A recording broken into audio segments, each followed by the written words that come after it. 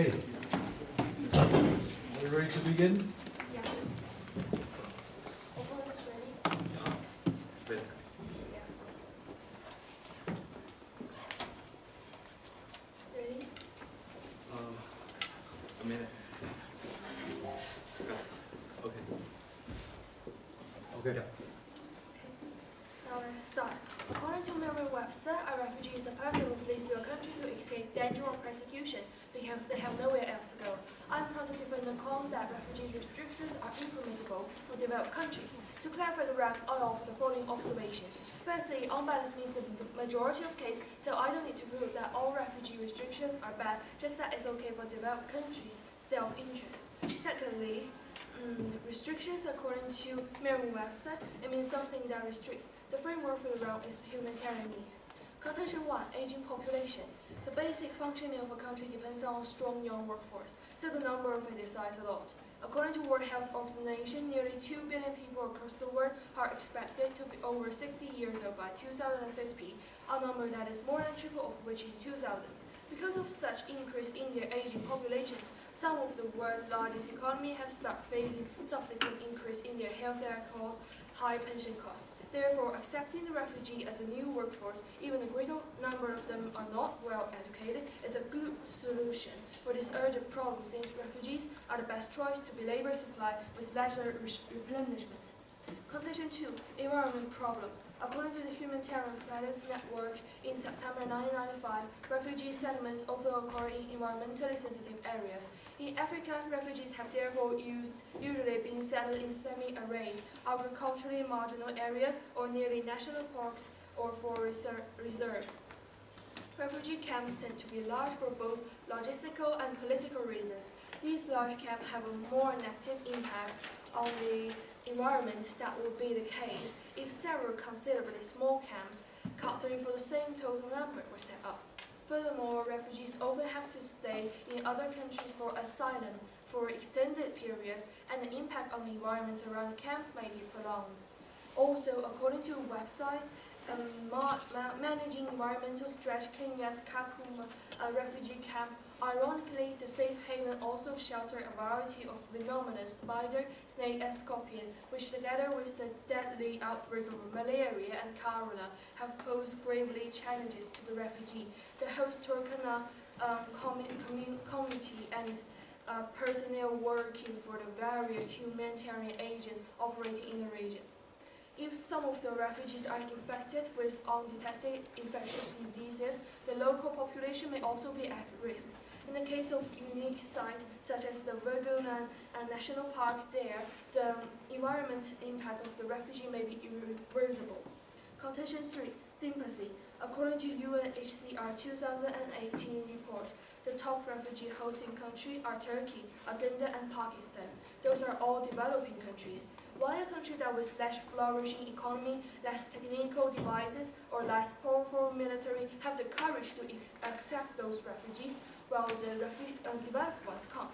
According to the website People Dies Research Europe, many refugees entirely entered countries illegally in order to survive.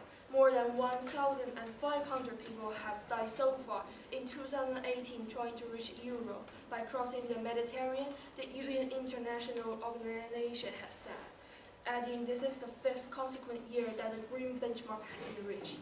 The vast majority of the 1,504 deaths occurred as people tried to cross from Libya to Italy. This was followed by 304 deaths on the route to Spain and 98 on the way to Greece. On a per capita base, 2018 is one of the deadliest years yet. If the other countries accept the refugees, there would be so many deaths. Thank you.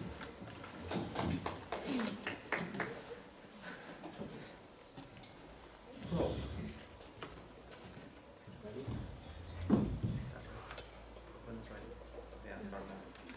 My party and I stand pro on the resolution resolve unbalanced refugee restrictions in developed countries are permissible. Contention 1, how refugees can be harmful to the existing society, economically, politically, in terms of sovereignty, culturally, and regarding the interest or the obligation of a nation being protecting its own power. Generally, refugees hinder the socio-economic development of developed countries, seen from the lower literacy rates of developed countries after accepting refugees, mostly illiterate refugees, obviously. A report from Center of Immigration Studies, an independent research organization, specifically studies the immigration status of countries and provides policymakers and academic institutions with reliable and accurate statistics and information, estimated that on average, a little less than 50% of the refugees are not able to speak English at all, with a staggering 72% of refugees deemed below basic on literacy scores.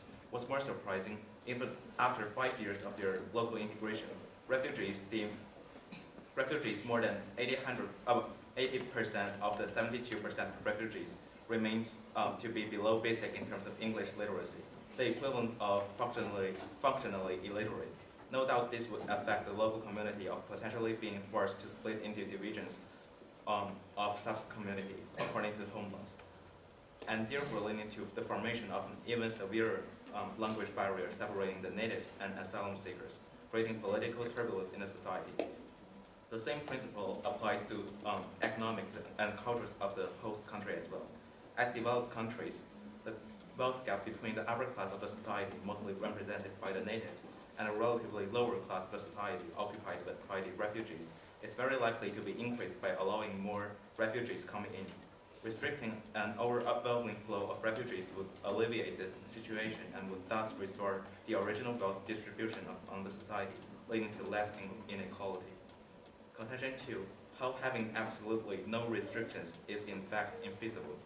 Given the increasing number of refugees fleeing into developed countries, it's actually not feasible not to take any action given the constantly changing circumstances. And it's not like being 100% against refugees by troubling them in every way when they seek for asylum in developed countries. We are aiming at providing a reasonable extent of assistance while limiting access in certain areas that are designed to be suitable for natives. But even if it's as seemingly insignificant as requiring the refugees to speak English, it still falls into the category of restriction. Restriction in here being defined as a controlling or limiting condition, forcing people or things to do stuff they don't necessarily want to.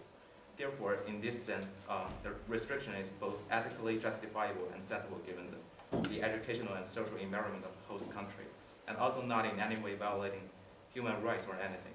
And for the above mentioned reasons, this restriction aiming at the refugees should be thought as permissible, and it's actually more than applicable in developed countries. That's all for my progress.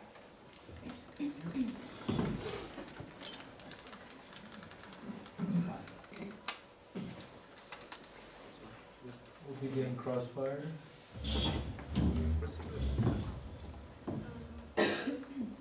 Ready?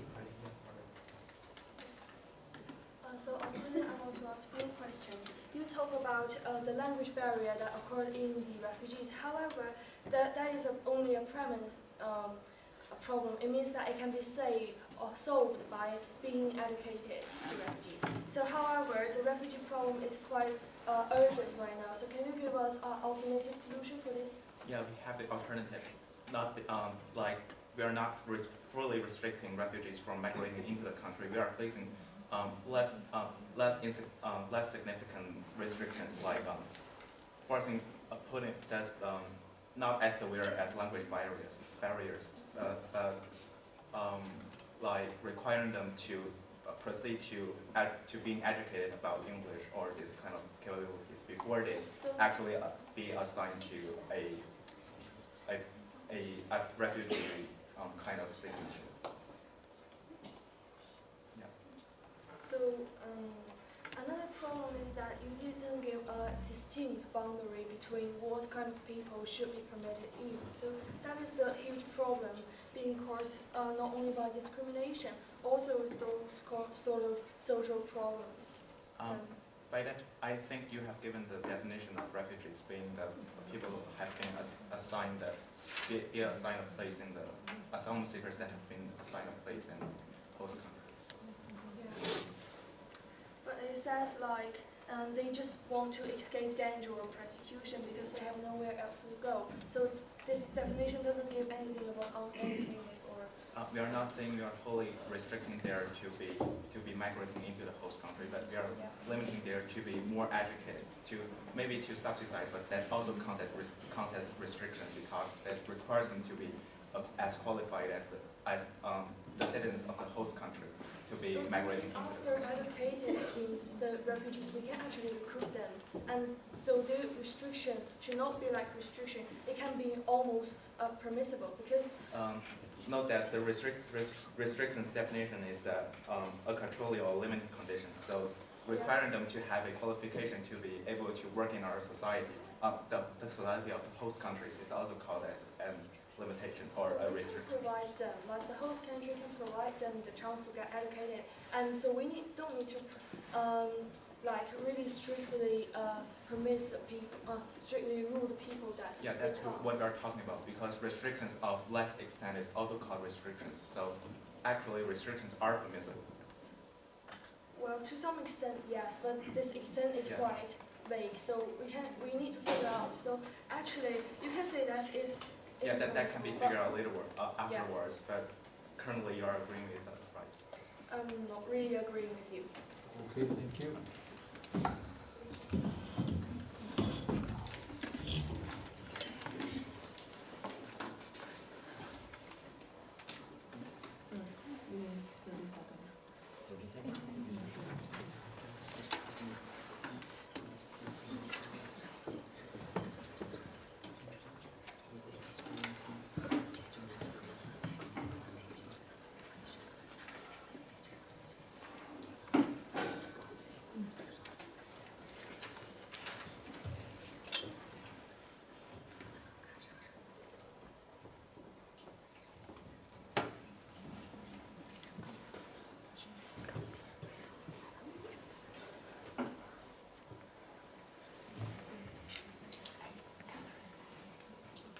Okay. You have 4 minutes in your rebuttal.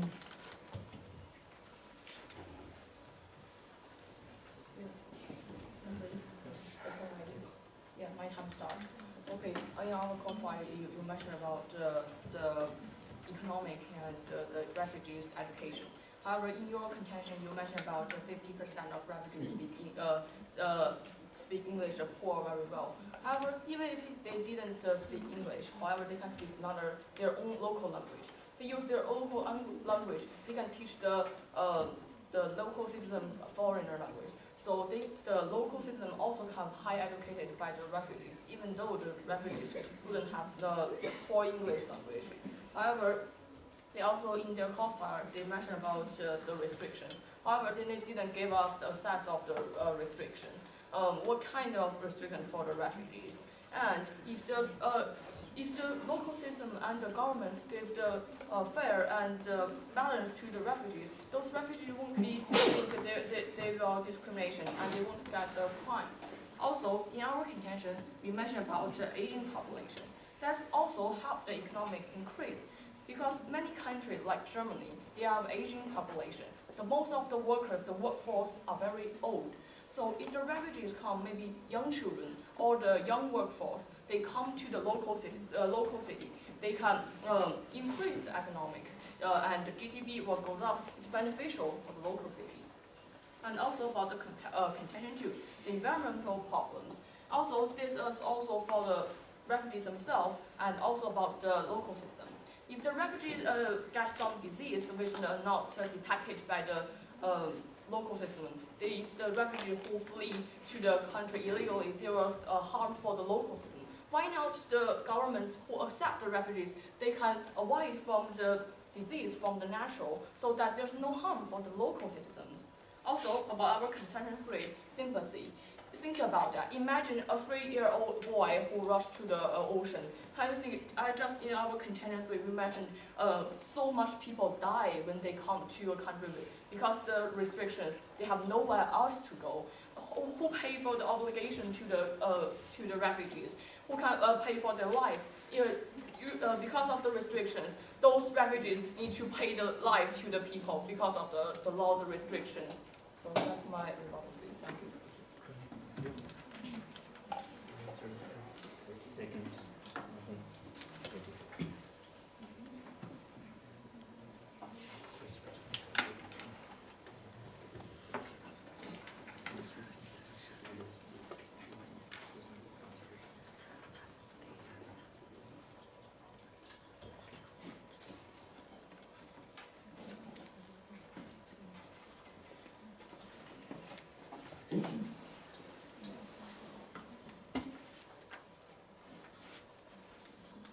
It's time. And my rebuttal speech starts now.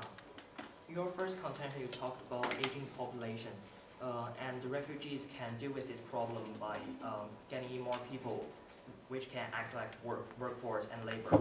However, it works in the short run, and in the long term, it can cause overpopulation in the country. With all restrictions, which means all the refugees are getting into this country, and even though it provides enough labor, but there are people that are unemployed, both in the citizens and the refugees. So it will make the economy unbalanced and therefore increase the social divide, which we have said in our case. Secondly, you said about it is bad for the environment. Refugees are put into camps, and it can cause malaria and cholera. However, it is exactly the restrictions that can solve this problem. For example, a government can restrict the refugees by putting them in detention and give them, for example, mosquito nets to protecting themselves from mosquitoes, and give them clean water so they won't get malaria or cholera in this case. And as long as the governments have checked that they're not contagious, they can let them into the country. This is how restriction works. And in your third contention, you talk about sympathy, about all the people that are dying. And I think it is really a fallacy of appealing to sympathy. We know there are many deaths, but however, the developed countries don't have enough money to deal with them. For humanitarian reasons, we should loosen the restrictions, but it doesn't mean that we should not have restrictions at all. If a refugee carry a gun, carry so many dangerous weapons and want to get into countries, the restriction can refuse them to get in because it can cause danger in the host country, and it's bad for its citizens. I think that's all my rebuttal. Thank you. 3 minutes for crossfire. Ready? And start. Okay, I want to ask you, you mentioned about the aging problem is a short-term period. So can you give us another solution to solve the aging problem? Because aging problem now, to accept refugees now is one of the best way to solve that. Can you give another solution to not accept refugee, however, and solve the aging problem? Aging population is a problem. Like many governments in developed countries have policies like pro-natalist policies, like you have more children and we will give you money.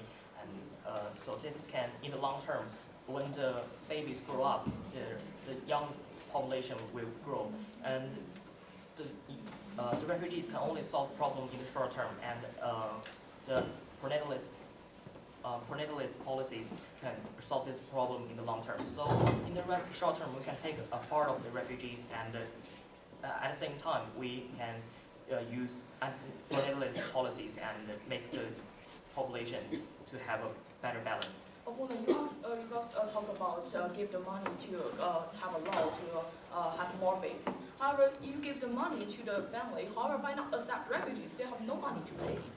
Why not accept refugees? So the economic will also increase. We have said because by accepting refugees, the literacy rate in the country has dropped. So we want the host country to have a better literacy rate and better general education.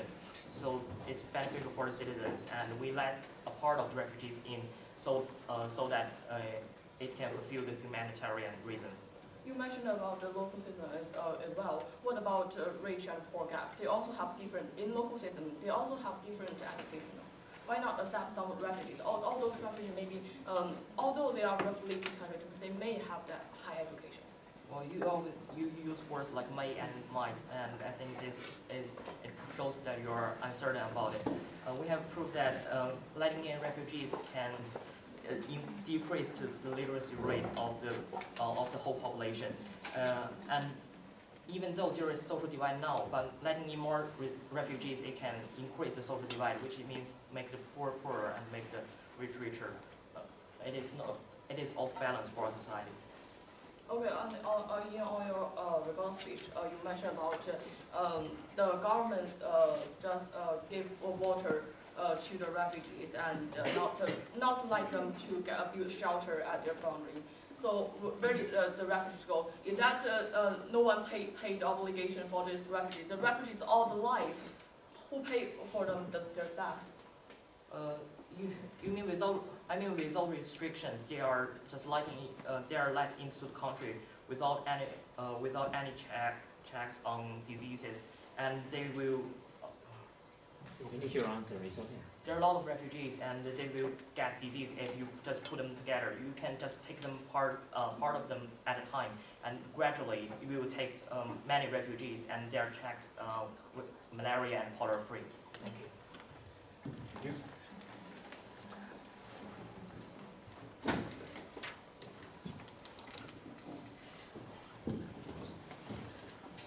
Summary.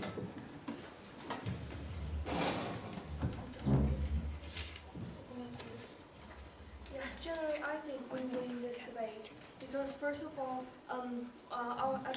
my partner said, we can promote the culture exchange by recruiting refugees. Secondly, they didn't give a clear definition about what kind of restriction we should place. Therefore, I think this is not clear, and they cannot really clearly explain what is impermissible and what is permissible. So I think we win in that point. And they also didn't give a very valid solution to aging population for now, because the solution they gave take time to react. So we need now to solve the urgent problem of aging population. And there are still environmental problems caused by the can. I mean, the can are sometimes made by the plastic, so there might be lots of pollution instead of the disaster or diseases caused by them. And as for sympathy, we think no matter what, refugees die, and this was the truth. Because people turn them down, they die. Their life worth us to respect.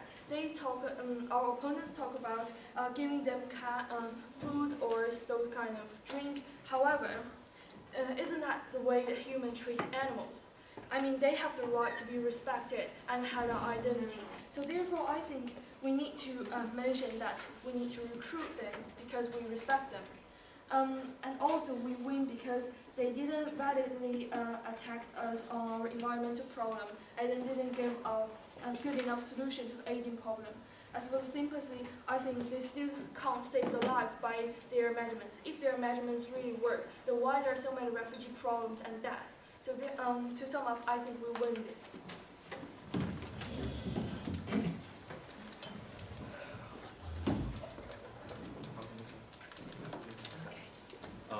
First of all, I would like to restate our definition for restriction being defined as a rule that limits what you can do or what can happen. So therefore, we are saying that restrictions can be loosened by having absolutely no restrictions is absolutely impractical. Now, regarding the aging population issue, incorporating a policy in selecting refugees could also be thought of as a feasible alternative. Note that this selective policy falls into the definition of restriction as well. We are also proposing an alternative of selecting suitable refugees to be migrating into society. Therefore, we can have more refugees of higher quality in our own society, therefore promoting the economy, and therefore your point of having environmental problems and cultural diffusion problems doesn't really stand. In this sense, we are using the restrictions as a means of protecting the refugees, and by doing so, we are actually promoting humanitarianism. Therefore, abandoning restrictions as a whole seems like more of a reckless and inconsiderate solution. Again, our opponents are overusing pathos, appealing to our emotions, and by exaggerating the situation, they are not thinking logically. Therefore, we are saying that judges, please vote for the pro side. Thank you.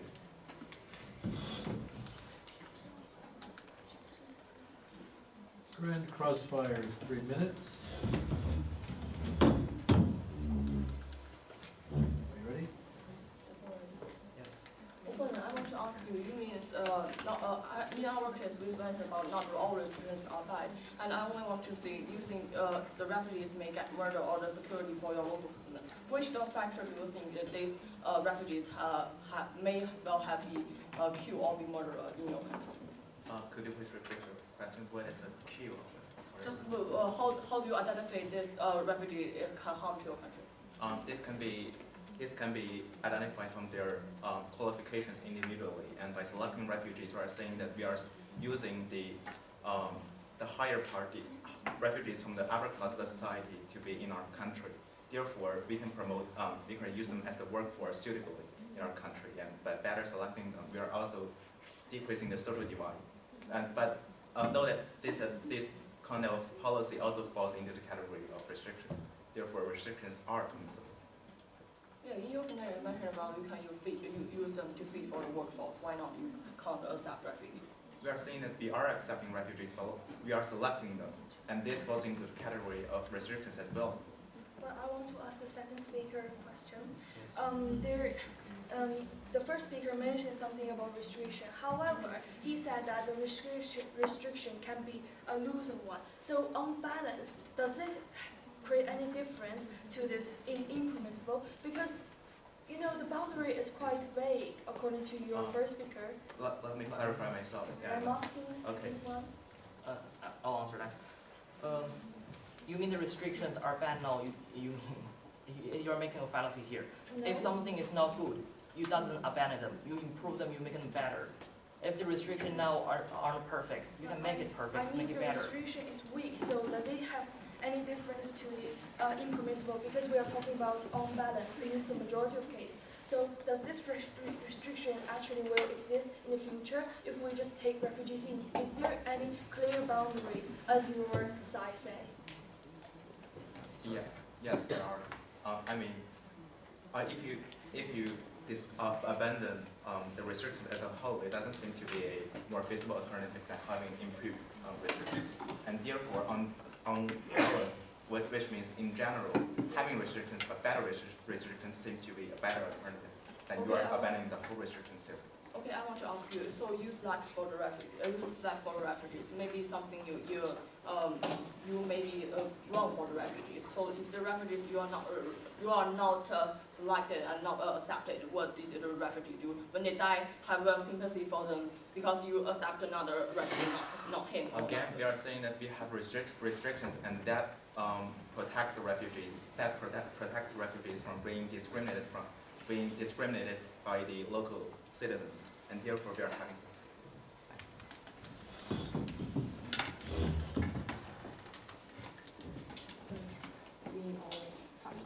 1 minute 30 seconds.